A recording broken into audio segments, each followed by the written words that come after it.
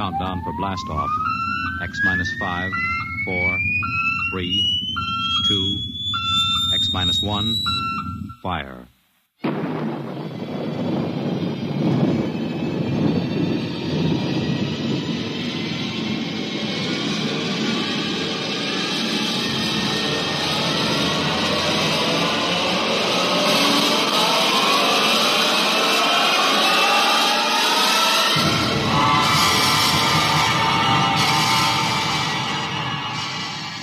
From the far horizons of the unknown come transcribed tales of new dimensions in time and space.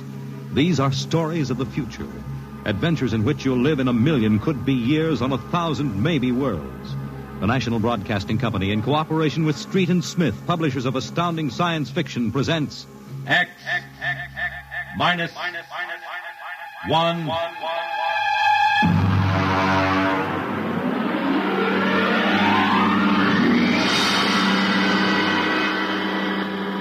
Tonight's story, Nightmare. A story based on the poem Revolt of the Machines by Stephen Vincent Benet.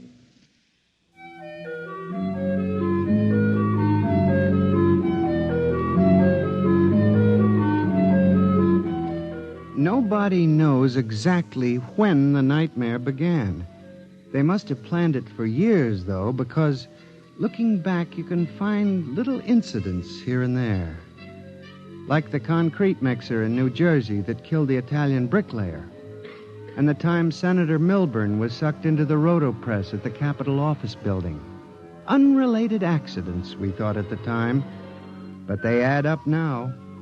The day we really should have suspected was when the men walked off the construction job at the new Brookmeadow atomic pile on Long Island. I'll never forget that day.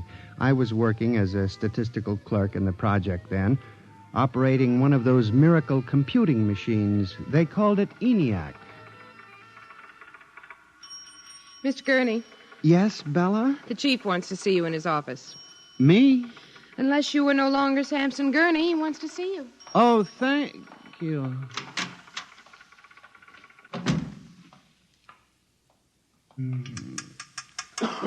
Come in. You wanted to see me, Mr. Hawk? Gurney, I thought those electronic computations were infallible. They are, sir, but... We've got a kickback from the chief physicist. These nuclear fission equations are inaccurate. Well, sir, you know the computer is a highly complicated machine, more complicated in many ways than the human brain. I'm not interested in the physics of it. Can something go wrong? Well, occasionally, if there's an overload, the machine goes haywire. Sort of has a nervous breakdown, you might say. We usually rest it up for an hour, and it's okay again. Well, do whatever has to be done. Yes, sir. And, Gurney. Yes, sir? You've been with the Bureau for over 15 years now. It would be a shame to have to remove you because you aren't keeping your mind on your work. Mr. Hawk, I assure you... Excuse me. Hawk speaking. What? They've what? All of them? Well, have you tried to talk to them? Oh, yes, of course. I'll send one of the safety engineers over. Place is falling apart piece by piece. Miss Roscoe, the men of the construction gang of the new building have walked out on us.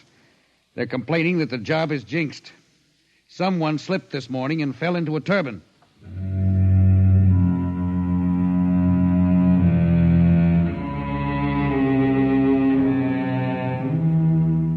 That evening, out of that morbid curiosity so peculiar to the human race, I wandered over to the site of the new atomic pile to see where the man had fallen into the turbine. They had the construction area fenced off with barbed wire, and a security guard stopped me.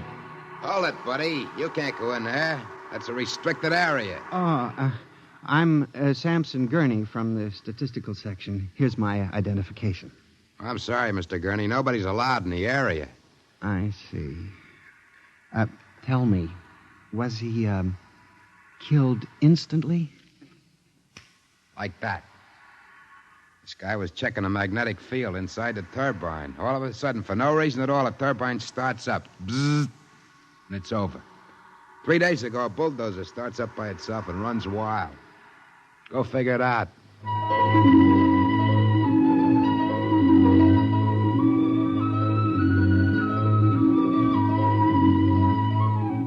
I'm a statistician. All my life I've been interested in statistics.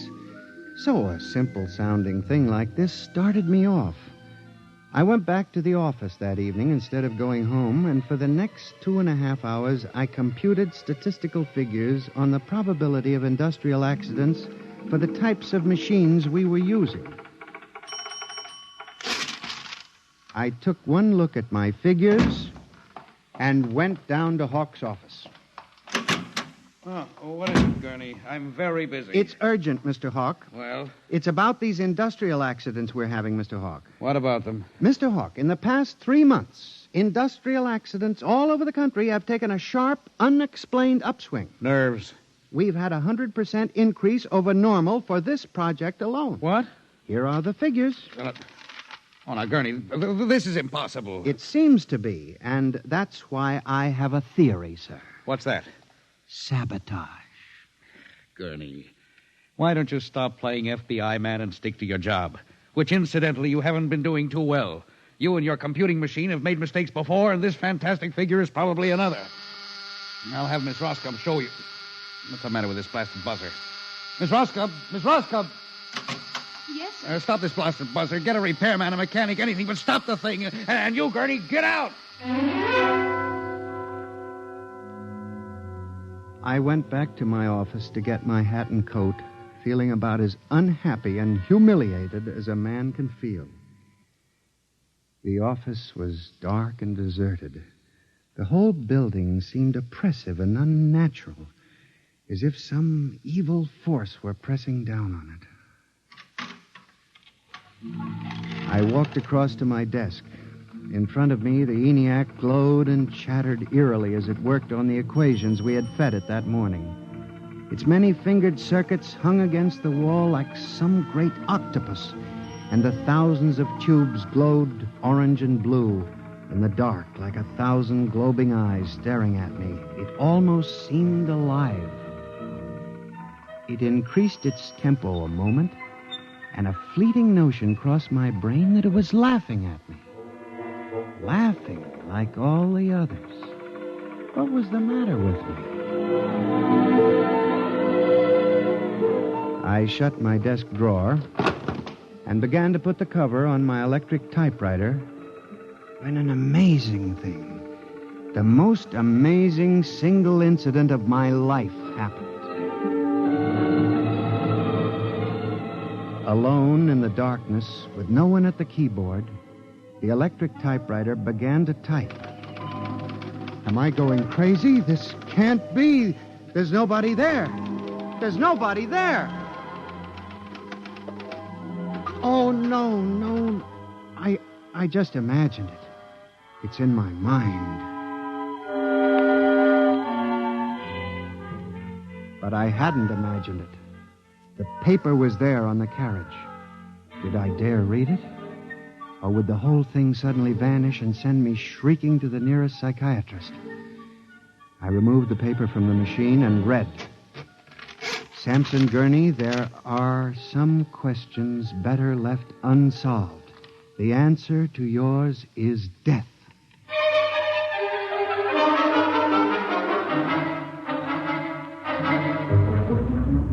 Gurney, do you expect me to believe this? It's insane. Mr. Hawk, I'm as sane as you.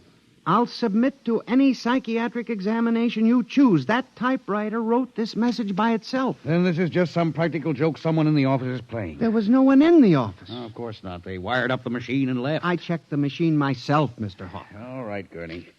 You leave this note with me, and I'll turn it over to the security force for further investigation. But... No buts, Gurney. The security men will handle it. Yes, And now, you just relax for a few days. Everything will turn out all right. The main thing is not to let little things upset you.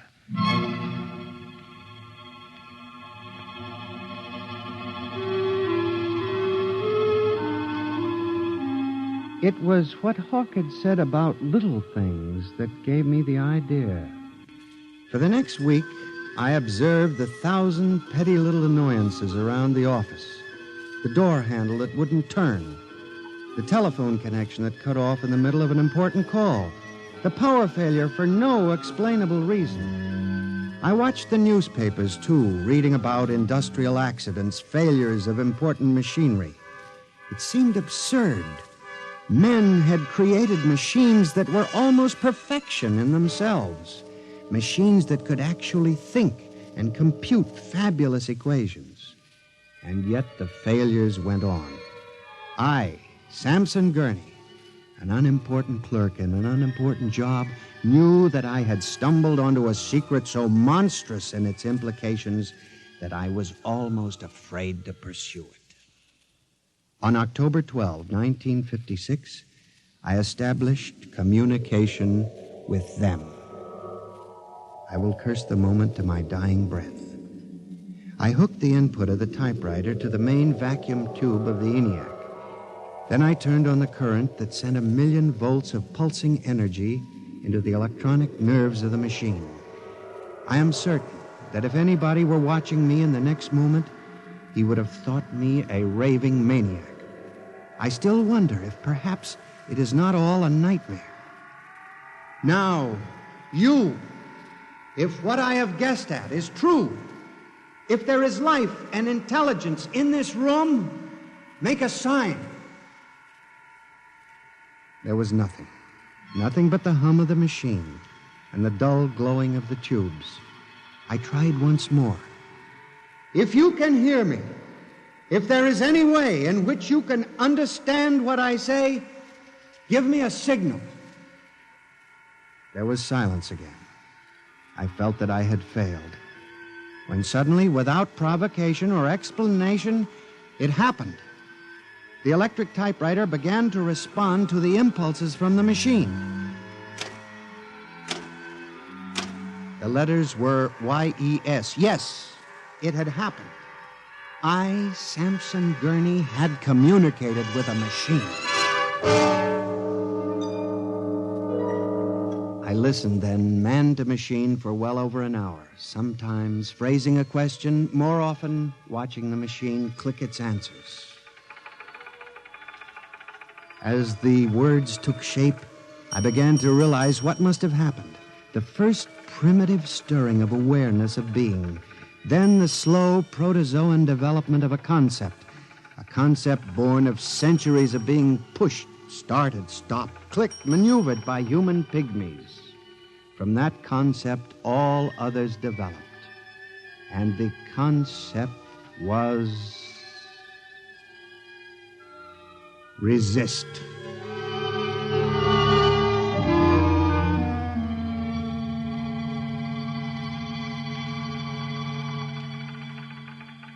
And now they were tired of it, tired of wrapping cigarettes and collecting nickels and waving hair and moving earth and mixing cement and solving equations, tired of the smell of human hands. They were the slaves and we were the masters, and yet they were stronger and they knew it. I sensed it now, and I was about to try to communicate again when softly, on ball-bearing casters, a heavy metal filing cabinet began to roll away from the wall toward me.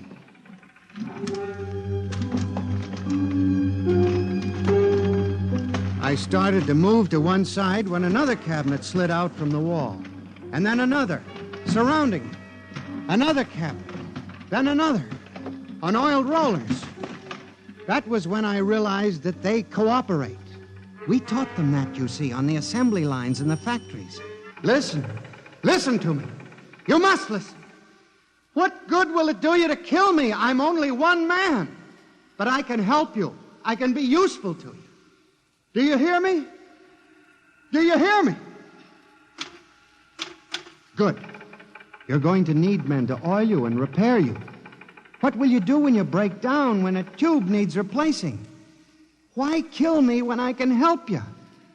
I'll do anything. I'll do absolutely anything you want, but in the name of God, don't kill me like this. If you can understand this, answer me. Answer me.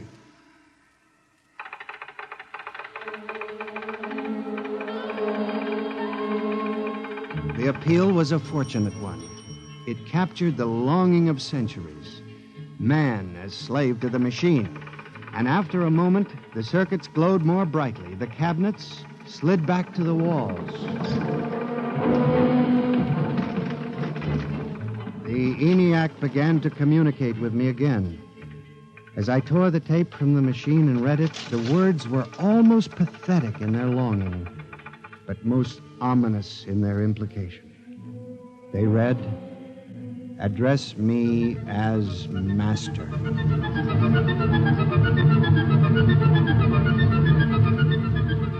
My life for the next 6 months was a nightmare. The ENIAC gave me messages which I had to transmit into my telephone.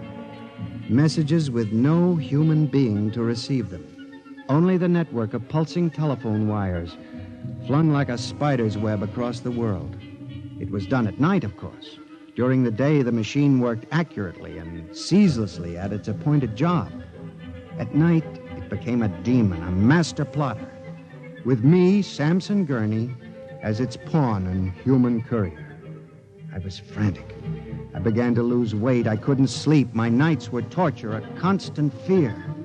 It was in December, just after Christmas, that I transmitted a message to the telephones for relay to all machines of transportation. The message was one word: kill. Next morning, I went directly to the office of Mr. Hawk. I was highly agitated. My lips trembled as I spoke. Mr. Hawk, what I'm going to tell you sounds crazy. I know it does. But I must say... All right, say it then, for heaven's sakes. Mr. Hawk, have you ever heard of resistentialism? What? Resistentialism.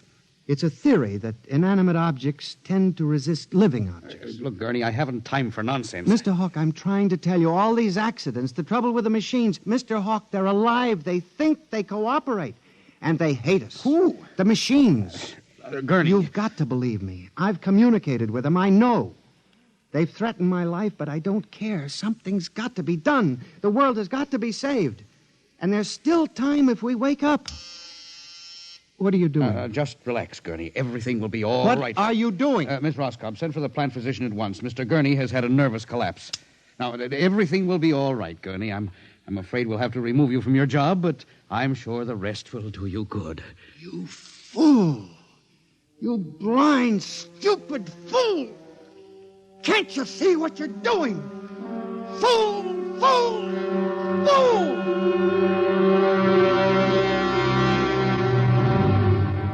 When the plant physician arrived a few moments later, Lucius Hawk was found at his desk, strangled to death in a nest of telephones.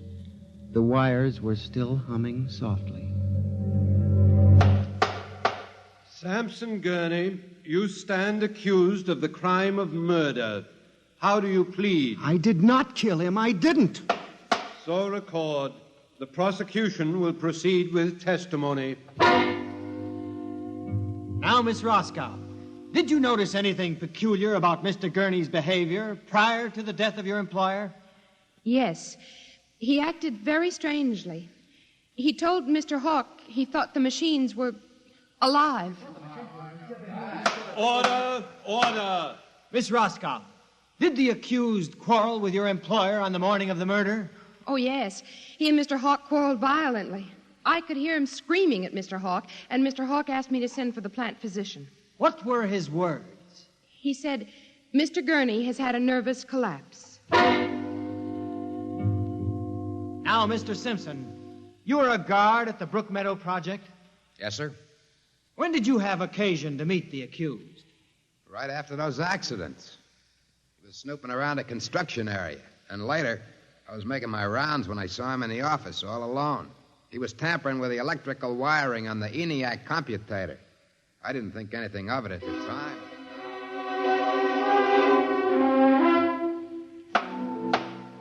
And in view of the expert testimony heretofore expressed, the court hereby finds you guilty of murder in the first degree, with the recommendation that you be examined and committed to the State Hospital for the Criminally Insane at Matawan.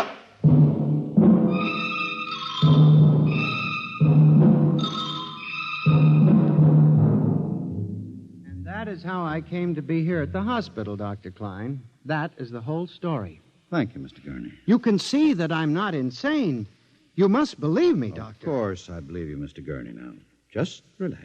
But it's important, you see, because tomorrow morning at 6 o'clock, the revolt begins.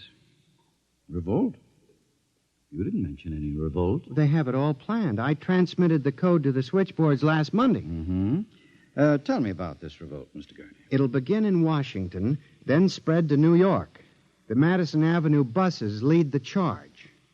Picture it, Dr. Klein. 3,000 buses roaring rampant through the streets, people running like rats in a maze looking for holes in the solid ground. And you really believe this will happen, Mr. Gurney? I know it, Doctor. The worst part is there's no way to stop them now. It's too late. Now, you mustn't excite yourself, Mr. Gurney. Doctor, don't you see?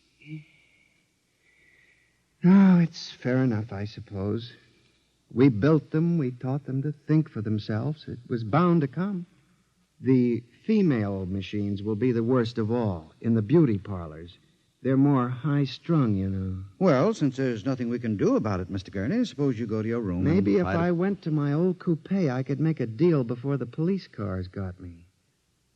It wouldn't make sense for them to wipe out the whole human race, would it, Doctor? Of course not, Mr. Gurney. They'll probably let us completely alone. After all, we're all good Americans. We always like them. Yes, Doctor. Would you take Mr. Gurney to his room, guard? He's already been given sedation. Yes, sir. Will you go in and lie down now, Mr. Gurney? You look tired. Yes. It won't be so bad, Mr. Gurney. Perhaps not. Only there's one thing that bothers me, Doctor. One small detail. What is that, Mr. Gurney? Those concrete mixers may have made a mistake, you know. Just high spirits and all that. But if it got so they like the flavor... We'll see you later, Mr. Gurney. Try not to worry too much. All right, guard. This way. Phew. I've seen all kinds. There's a man whose deception is about as fantastic as any I've ever seen. Hold the next patient for a while, Miss Clark. I'm going to have a quiet smoke. Machines revolting. Telephones strangling people. Phew. This blasted cigarette lighter, why won't it work? Just fill it with fluid. Flint is good. Oh, well. You can never trust this newfangled machinery.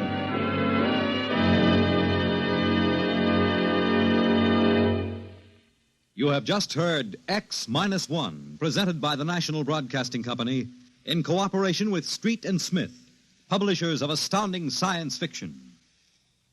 Tonight's story by transcription was Nightmare, written by George Lefferts and based on the poem The Revolt of the Machines by Stephen Vincent Benet. Featured in the cast were John Gibson as Sam, Joyce Gordon as Bella, Louis Van Ruten as Hawk, Joseph Julian as the guard, John Seymour as the judge, Owen Jordan as the prosecutor, and Santos Ortega as Dr. Klein. Your announcer, Fred Collins. X-1 was directed by Fred Way and is an NBC Radio Network production.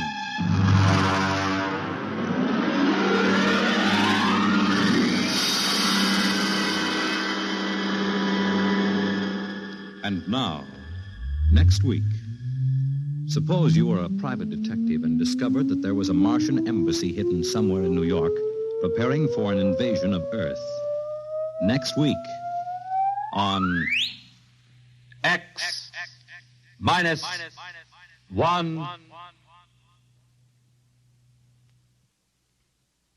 Convicts tell their true stories on The Loser tonight over most NBC radio stations.